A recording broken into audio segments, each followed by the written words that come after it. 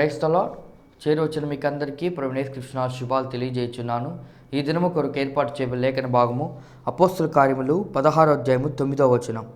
అప్పుడు మాసిదోనియా దేశస్థుడొకడు నిలిచి, నీవు మాసిదోనియాకు వచ్చి మాకు సహాయం చేయమని అతన్ని వేడుకున్నట్లు రాత్రి వేళ పౌలునకు దర్శనము కలిగెను. Praise the lord. దేవునికి స్తోత్రం. హల్లెలూయా, హల్లెలూయా, హల్లెలూయా, స్తోత్రం. Praise the lord. షాలోమ్, మారనాథ. మీ అందరికీ ప్రత్యేకమైన వందనాలు తెలియజేస్తున్నానండి. మరొక పర్యాయము శాంతి టీవీలో ప్రసారం అవుతున్నటువంటి ఆయన హెచ్చవలసి ఉన్నది, హీ మస్ట్ ఇంక్రీజ్ అనేటువంటి అనుదిన ఆత్మీయ కార్యక్రమాన్ని వీక్షించడానికి, ఈ కార్యక్రమంలో దేవుని మాటలు వినడానికి, ఈ కార్యక్రమంలో అపోస్తుల కార్యముల యొక్క వ్యాఖ్యానాలు వినడానికి, అపోస్తుల కార్యముల్లో దేవుడు మన కోసం దాచి ఉంచినటువంటి ఆది సంఘ చరిత్రలో నుంచి దేవుడు మన కోసం దాచి ఉంచిన పాఠాలను మనం నేర్చుకుంటూ ఉన్నాం. కనుక ఈ కార్యక్రమాన్ని మిస్ చేయొద్దు. ప్రతిరోజు చూడడానికి ప్రయత్నం చేయండి. ఒకవేళ మీరు స్ట్రీమింగ్ అయిన టైంలో, అనగా టీవీలో టెలికాస్ట్ అయినటువంటి టైంలోనే స్ట్రీమింగ్ జరుగుతుంది, యూట్యూబ్లో దొరుకుతుంది. ఆ టైంలో కూడా మీరు చూడనప్పుడు నిదానంగా మీరు ఈ కార్యక్రమాన్ని చూడాల్సిందిగా కోరుతున్నాం. ఈ కార్యక్రమాన్ని చూస్తున్న వారు కొందరున్నారు, వారిని బట్టి నేను ప్రభు నామాన్ని మహింపరుస్తున్నాను.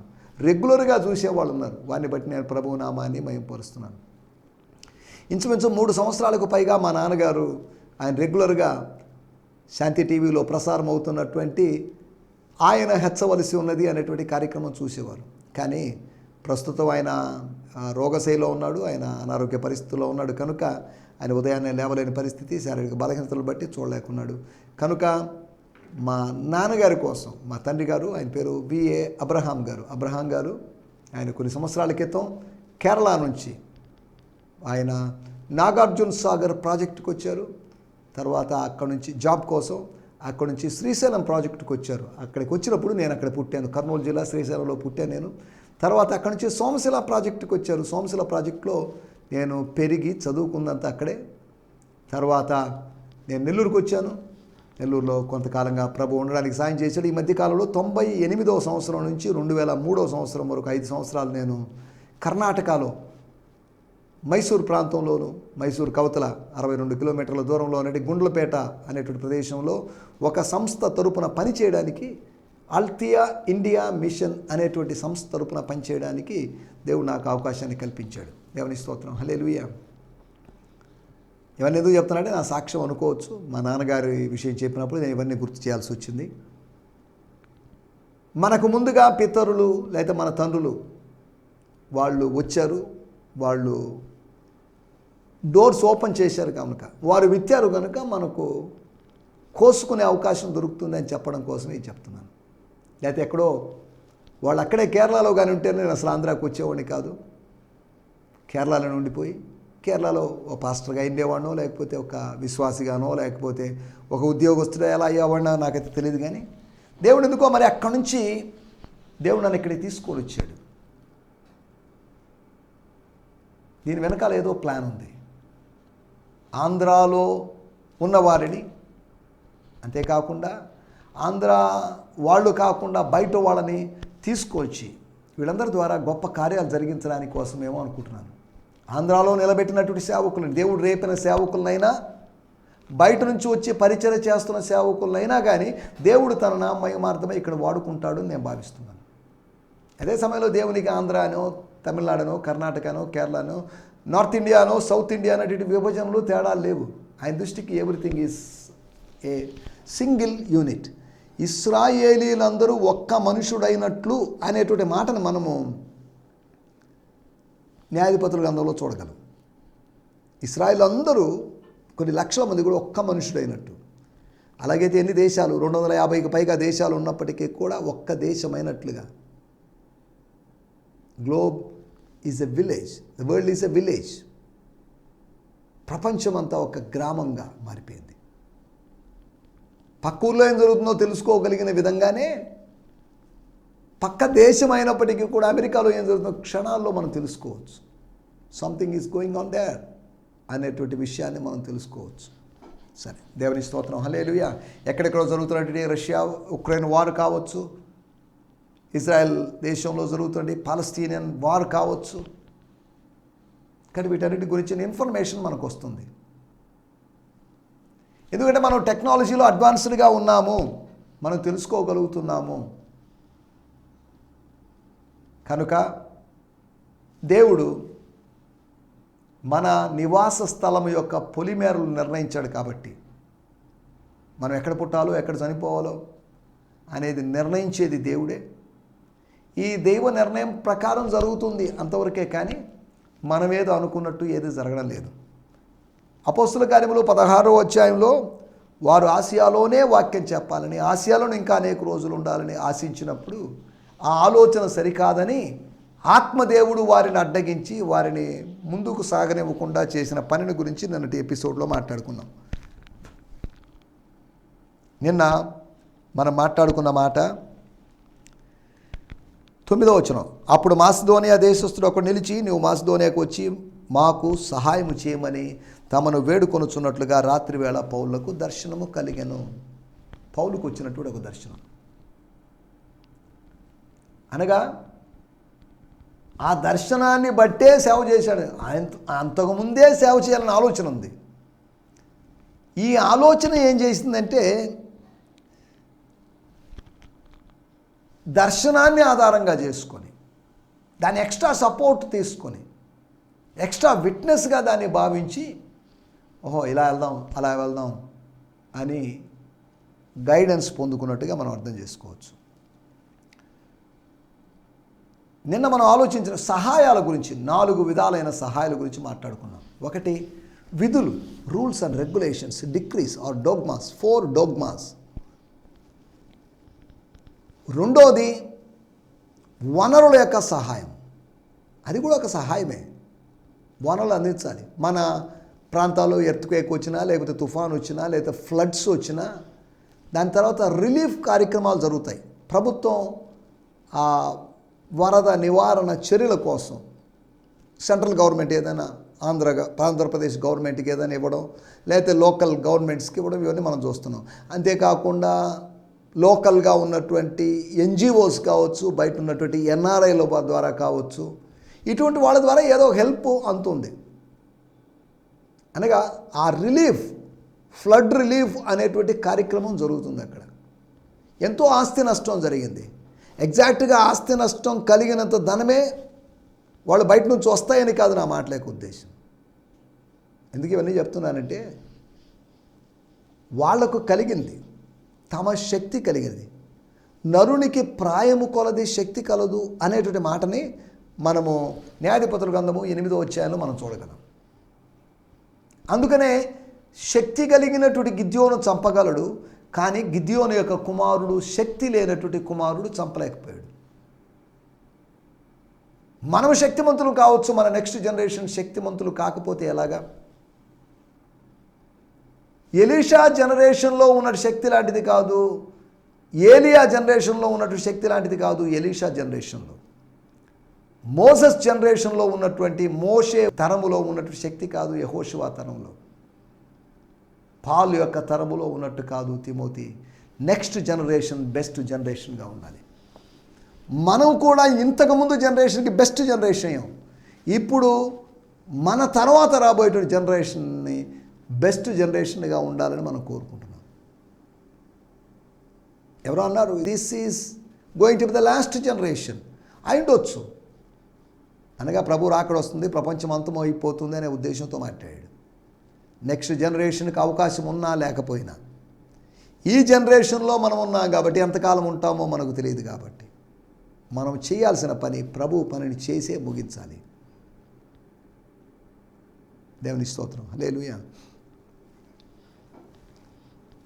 విధుల సహాయము, వనరుల సహాయము. మణిపూర్ ఆ ప్రాంతాల్లో జరిగినటువంటి మారణ హోమం, ఇవన్నీ మనకు తెలిసినవే. వీటిలో కొంతమంది హెల్ప్ చేశారు, కొంతమందికి సోషల్ సర్వీసెస్ను గురించి విజన్ ఉంటుంది కాబట్టి వాళ్ళు చేస్తున్నారు. వాళ్ళని మనం తప్పు పట్టడం లేదు, చేసేవాళ్ళు చేయనివ్వండి, మనం చేయడం లేదు. చెయ్యని మనము చేసే వాళ్ళని ఎందుకు విమర్శించాలి? చేసేవాళ్ళు చేయనండి, లెట్ దెమ్ డూ.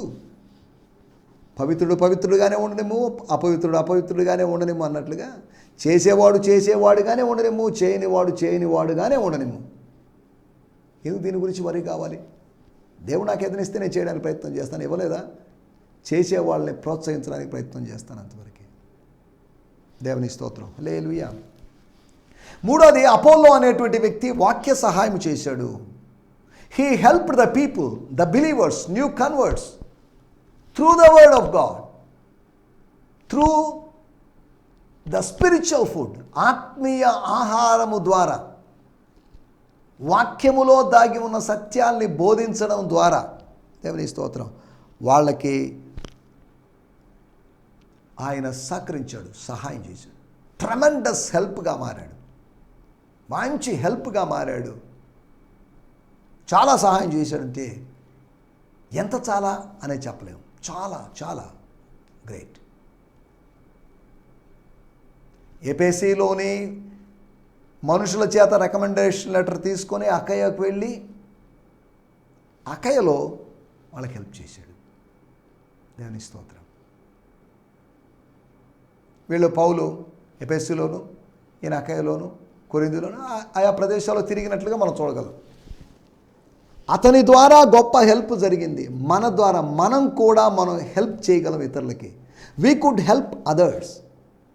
అందరికీ చేయకపోవచ్చు, కనీసం కొందరికి మనం చేయగలము. అందరికీ, మన భారతదేశంలో ఉన్న వాళ్ళందరికీ మనం చేయలేము. ఆంధ్రప్రదేశ్లో ఉన్న వాళ్ళందరికీ హెల్ప్ చేయలేము. నెల్లూరు జిల్లాలో ఉన్న వాళ్ళందరికీ మనం హెల్ప్ చేయలేము.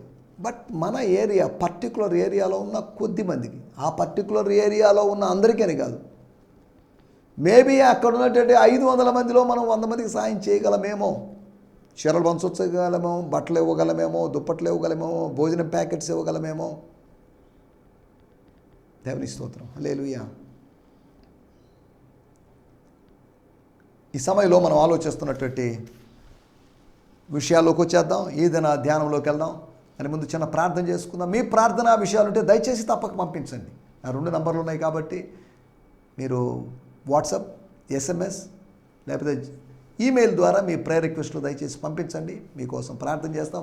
వ్యక్తిగతంగా ప్రార్థన చేస్తాను. అదే సమయంలో అవసరతను బట్టి టీవీలో కూడా వాక్య పరిచయం చేయడానికి ప్రభు సాయం చేయాలి. దయచేసి కొన్ని ప్రోగ్రామ్స్ వివరాలు తెలియజేస్తాను. 29వ తేదీ ప్రభు చిత్తమైతే ఈ నెలలో 29వ తేదీ నేను హైదరాబాద్లో ఉంటాను. ఈ నెల 29వ తేదీ ఉదయం పాస్టర్స్ మీటింగ్, సాయంకాలం వేరొక చోట మీటింగ్ ఉంటుంది. అంతేకాకుండా 30వ తేదీ తెలంగాణలో పాస్టర్స్ మీటింగ్, 31 విజయవాడలో పాస్టర్స్ మీటింగ్, 2వ తేదీ ఫిబ్రవరి 2వ తేదీ నెల్లూరులో మా గిడియోన్ ఫెలోషిప్ ఇంటర్నేషనల్ అనే సహవాసంలో పనిచేస్తున్న సేవకులందరికీ కూడిక ఉంటుంది. అంటే 3 పాస్టర్స్ మీటింగ్స్, 3 కాదు 4 పాస్టర్ల మీటింగ్ జరగబోతున్నాయి. 4 పాస్టర్ల మీటింగ్లో వాక్యాన్ని బోధించడానికి ప్రభు సాయం చేయాలి. కనుక మీ ప్రార్థనలు అవసరమైంది. చిన్న ప్రార్థన చేసుకుందాం. పరిశుద్ధమైన మా దేవా, మీకు వందనాలు చెల్లిస్తున్నాం. మా ముందున కూడికల కొరకై మీకు వందనాలు చెల్లిస్తున్నాం. హైదరాబాదు నగరములో జరగబోతున్నటువంటి ఉదయకాలపు పాస్టర్స్ మీటింగ్ కొరకై మీకు వందనాలు. సాయంకాలపు సువార్త కూడిక లేకపోతే విశ్వాసుల కూడిక కొరకై మీకు వందనం చేస్తున్నాం. తర్వాత తెలంగాణలో జరగబోతున్నటువంటి కూడిక కొరకై మీకు వందనం చేస్తున్నాం.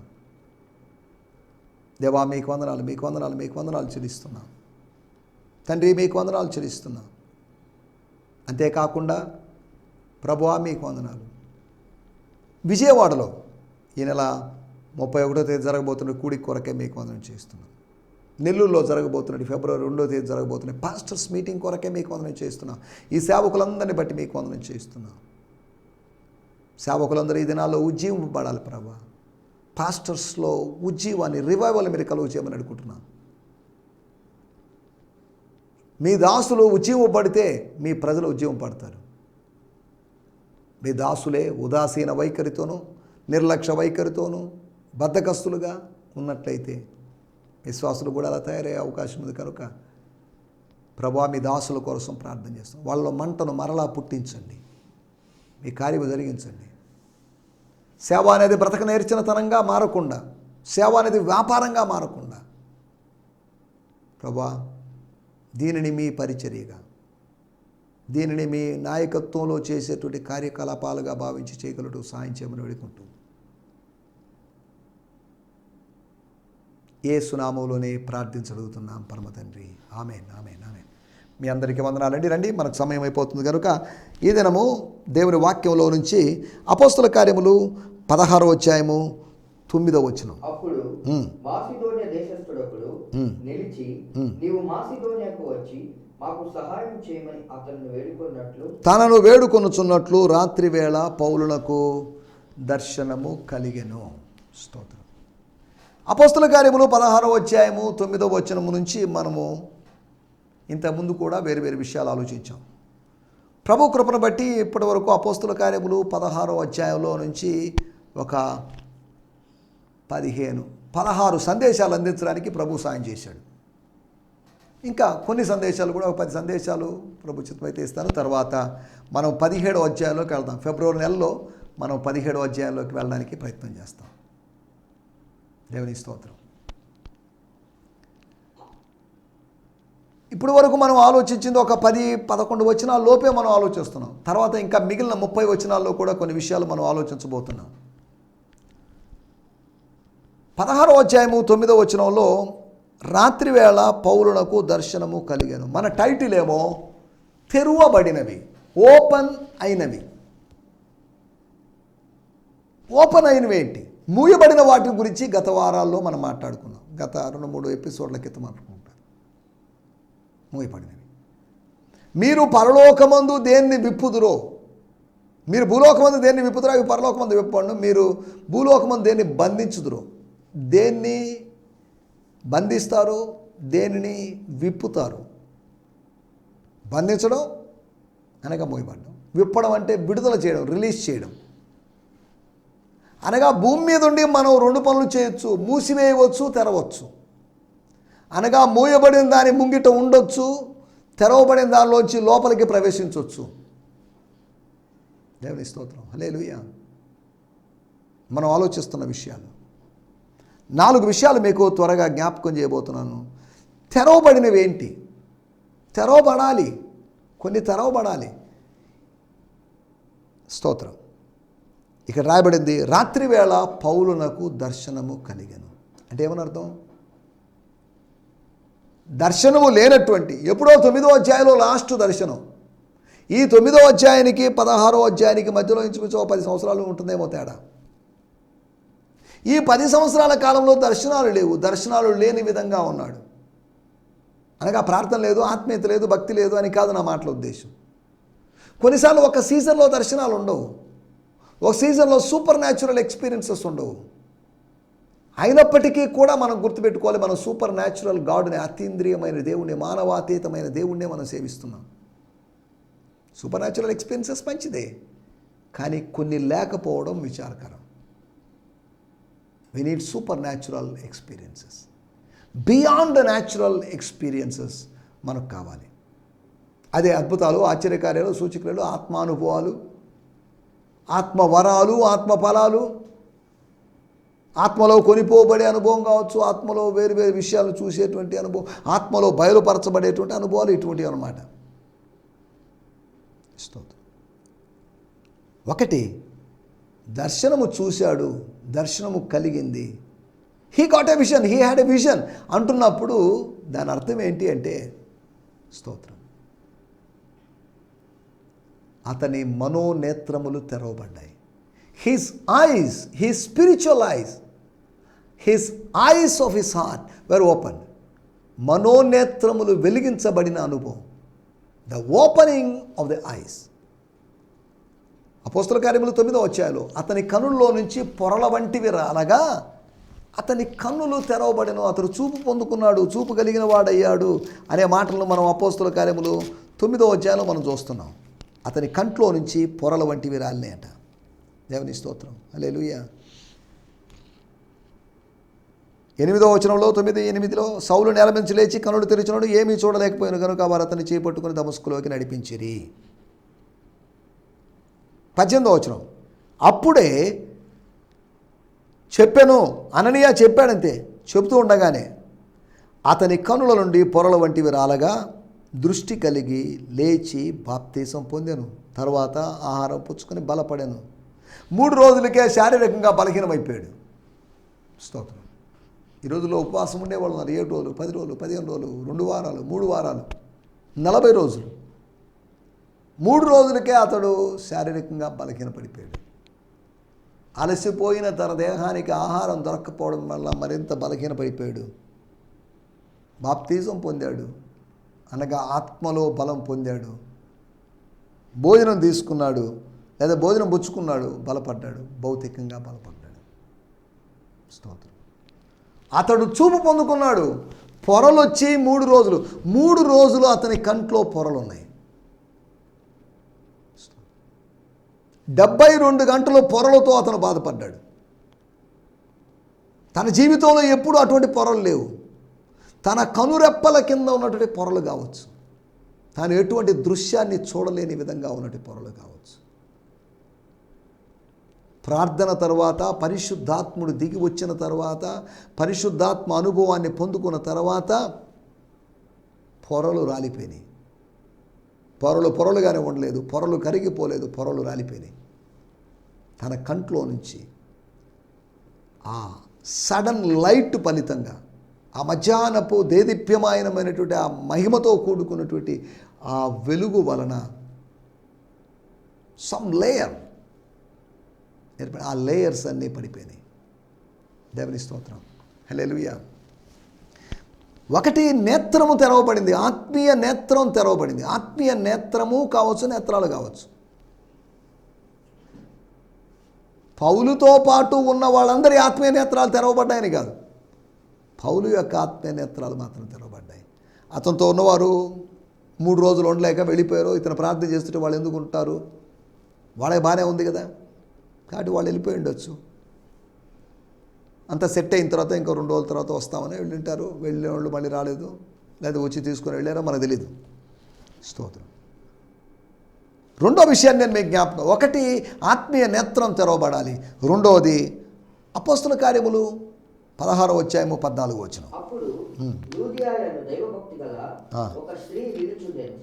ఆమె ఊదారంగు పొడిన అమ్ము దూదారే పట్టణస్థురాలు. ప్రభు ఆమె హృదయము తెరిచెను గనుక పౌలు చెప్పిన మాటలందు లక్ష్యముంచెను.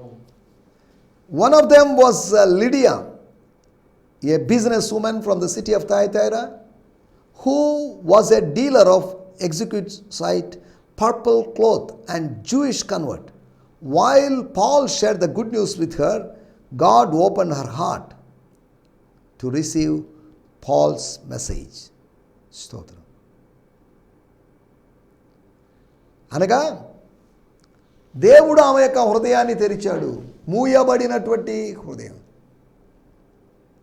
దైవభక్తి కలిగిన స్త్రీ అని చెప్తున్నప్పుడు ఆమె యొక్క దైవభక్తి ఆమె హృదయాన్ని తెరవలేదు. ఆమె యొక్క భక్తి, ఆమె యొక్క ఆచారాలతో కూడుకున్న భక్తి, ఆ మూఢ భక్తి మూయబడినటువంటి ఆమె హృదయాన్ని తెరవలేదు.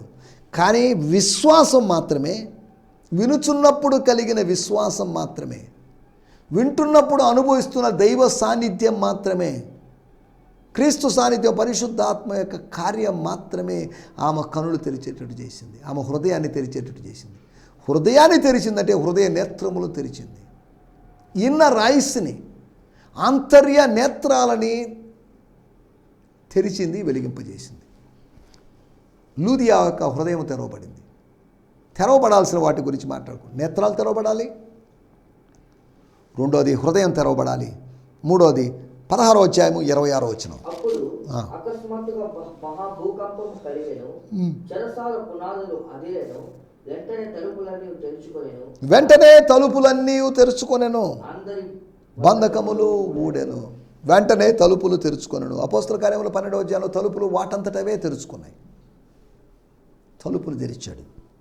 24వ వచనములో మూయబడిన తలుపులు, 26వ వచనంలో తెరవబడిన తలుపులు. 24వ వచనంలో మానవ ప్రయత్నాన్ని బట్టి మూయబడిన తలుపులు. 26వ వచనంలో మానవ ప్రయత్నం లేకుండా దైవ ప్రయత్నాన్ని బట్టి, దైవ కార్యాన్ని బట్టి ఆటోమేటిక్గా తెరవబడిన తలుపులు. మనుషుడు మూయొచ్చు, మనుషుడు మళ్ళీ తెరవలేడు. దేవుడే దాన్ని బద్దలు చేశాడు. మనిషి ఎంత పెద్ద తాళం వేసి, ఎన్ని సంఖ్యలు వేసి బంధించినప్పటికీ కూడా దేవుడు దాన్ని సులువుగా తెరవగలడు. తాళపు చెవి అవసరం లేకుండానే ఆయన తెరవగలడు.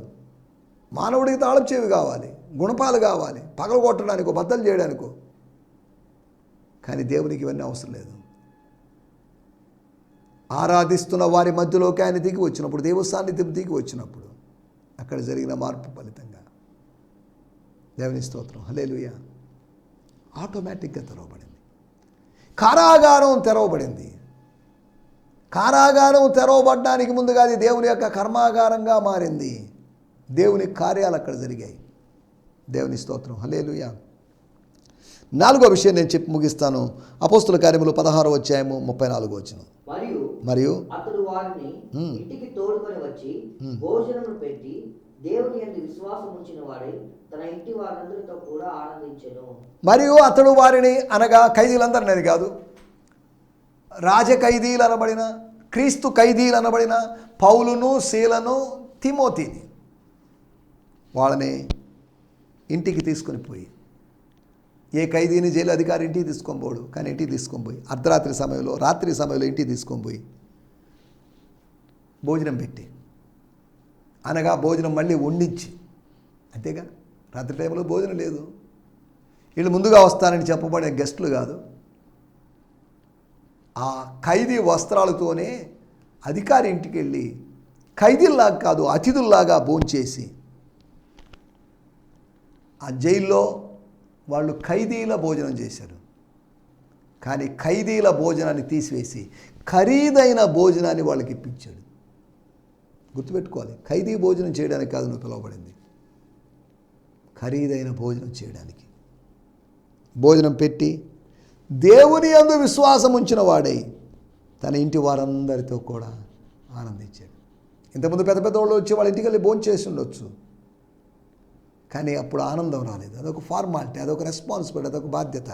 కానీ ఇప్పుడు ఈ ఆతిథ్యంలో, ఈ ఖైదీలకు ఇచ్చినటువంటి ఆతిథ్యంలో తాను ఆనందాన్ని అనుభవించాడు. దేవుని స్తోత్రం, హల్లెలూయా. అనగా అతని గృహం తెరవబడింది. His house was open.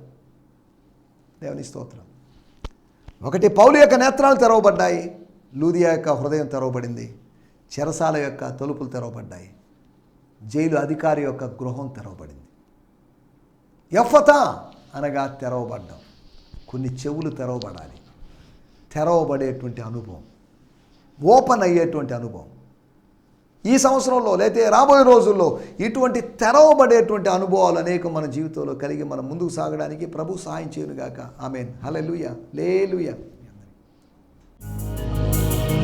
ఈ సందేశము మీకు ఆశీర్వాదకరంగా ఉందని నమ్ముచున్నాము. ప్రార్థనా అవసరతల కొరకు మమ్మల్ని సంప్రదించవలసిన మా చిరునామా గిద్యోన్ మిషన్ చర్చ్, 6వ వీధి, శాంతినగర్, నెల్లూరు 4, ఆంధ్రప్రదేశ్. పిన్ 524004. మా ఫోన్ నంబర్లు 7036443613 మరి ఒక నంబర్ 9392293010. మా ఈమెయిల్ ఐడి gfihmi2015@gmail.com. దేవుడు మిమ్మును ఆశీర్వదించునుగాక. ఆమేన్.